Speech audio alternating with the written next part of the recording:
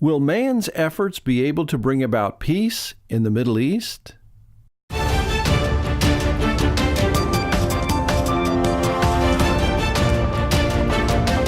Occupying Till He Comes at Southwest Prophecy Ministries.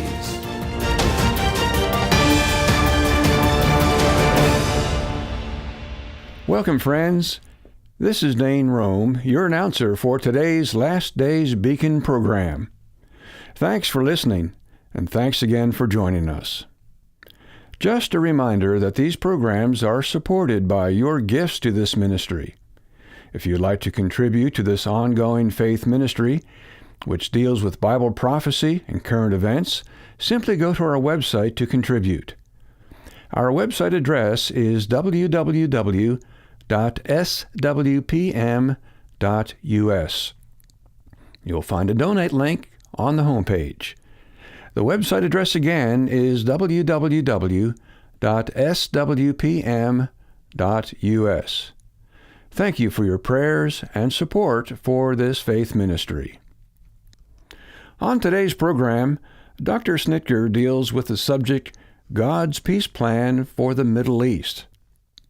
This controversial subject deals with an issue that has been unattainable over the last 100-plus years, since the issuing of the Balfour Declaration in 1917.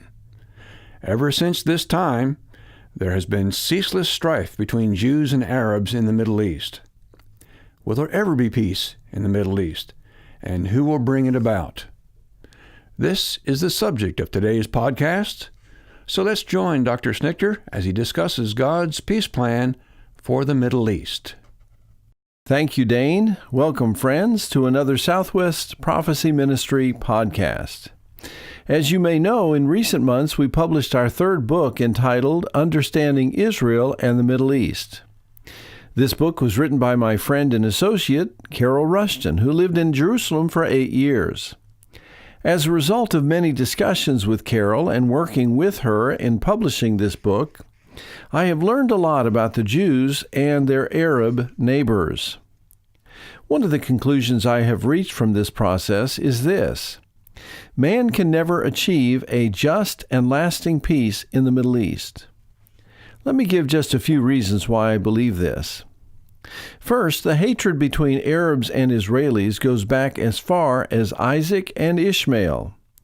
This hatred goes back almost 4,000 years.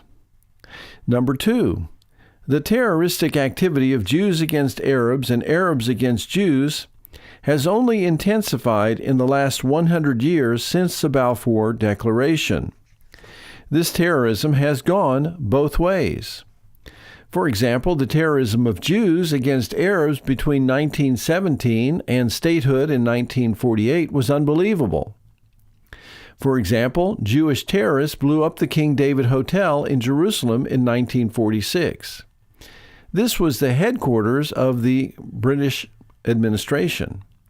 This bombing resulted in 91 killed and 45 injured.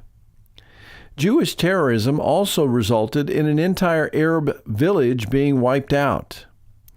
For example, a Jewish attack on the small Palestinian Arab village of Deir Yassin in 1948 was so heinous that even women and children were slaughtered even after they surrendered. The Jewish terrorists then tried to burn their bodies and stuff some into a well in order to hide them from the International Red Cross. Later, 250 bodies were buried, and a few dazed survivors were loaded onto a truck and unceremoniously dumped in Jerusalem. Of the 400 villagers in Deir Yassin, only 50 were left alive. The news of this slaughter spread like wildfire, eventually driving more than 700,000 Palestinian Arabs out of Palestine. One of the leaders of these Jewish terrorists was Menachem Begin, who later became the Prime Minister of Israel and a signer of the Camp David Peace Accord. These facts must be kept in mind when we try to understand the Arabs' distrust of the Jews. A third reason why peace in the Middle East will not be obtained by human means is Arab atrocities. Arab atrocities against Jews have also been abundant and ongoing. First, there have been multiple Arab wars against Israel by its surrounding neighbor countries, beginning in 1948, also in 1956, 1967, 1970, 1973, 1978, 1982, 2006, and beyond. Since none of these wars have been successful, Israel's enemies have shifted their tactics to using proxy organizations such as the Palestinian Liberation Organization, otherwise known as the PLO, Hezbollah, and Hamas. These are state-sponsored terrorist organizations. The fourth reason why there will not be human means for peace in the Middle East is that none of the diplomatic initiatives have brought peace to the region.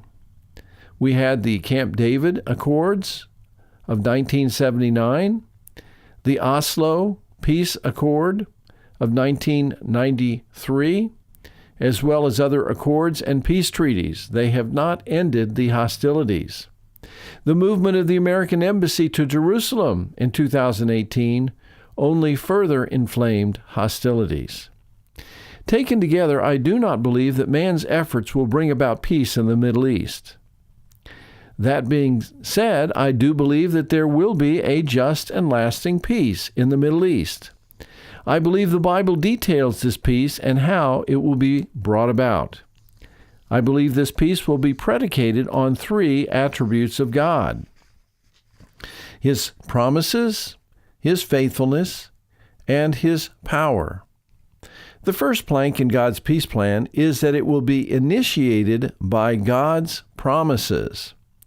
The importance of the fact that the nation of Israel began as a result of God's covenants or promises with Abraham, Isaac, and Jacob cannot be overstated. I would also venture to say that Israel's founding and apologetic for its restoration as a nation depends upon these covenants. The original and enduring claim that the Jews have to the land of Israel comes from God's unconditional covenant with Abraham, recorded in Genesis 12, 1-3. Now the Lord had said unto Abram, Get thee out of thy country, and from thy kindred, and from thy father's house, unto a land that I will show thee. And I will make of thee a great nation, and I will bless thee, and make thy name great, and thou shalt be a blessing. And I will bless them that bless thee, and curse him that curseth thee. And in thee shall all families of the earth be blessed. The call and covenant with Abram marked a critical turning point in history. Before this, God's covenant with mankind, the Noahic covenant of Genesis 9, 8-17, applied to all men alike. With the confusion of tongues at Babel in Genesis 11, distinct nations began to develop. Though the Noahic covenant is everlasting, it was necessary for this to be supplemented by a special covenant relationship with a particular nation, through which the promised seed of the woman, Genesis 3:15, would eventually emerge in God's redemptive program. This Abrahamic covenant of necessity included a land component. You cannot have a nation without a land. This is promised generally in Genesis 12 and particularized in Genesis 15 and verse 18. In the same day the Lord made a covenant with Abram, saying, Unto thy seed have I given this land, from the river of Egypt unto the great river, the river Euphrates.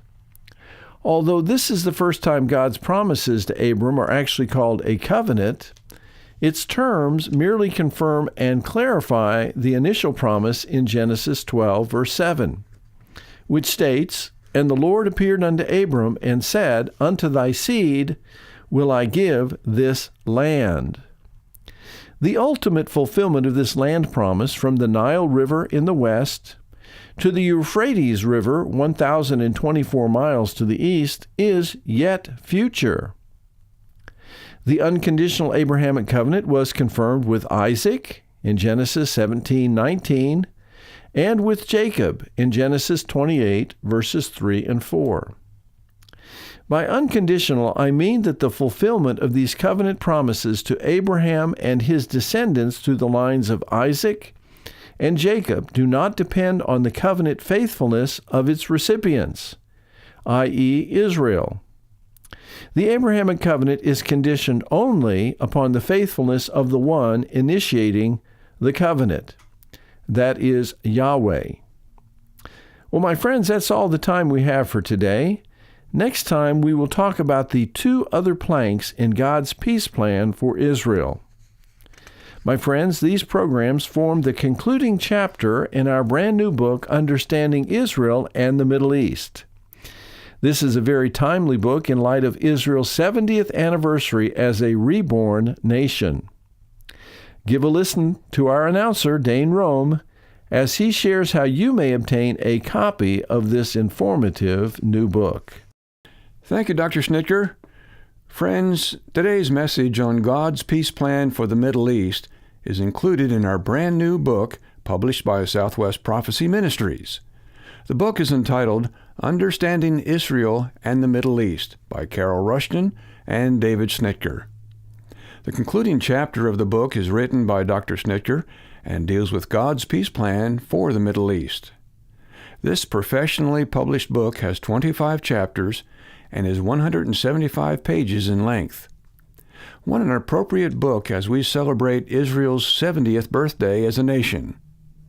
You may obtain a copy of Understanding Israel and the Middle East for a gift of $9.99 plus $2 for shipping and handling. To obtain your copy, go to our website, www.swpm.us. Go to our bookstore and type in Understanding Israel and the Middle East. Again, Understanding Israel and the Middle East is available for a gift of $9.99 plus $2 for shipping and handling. The website address again is www.swpm.us.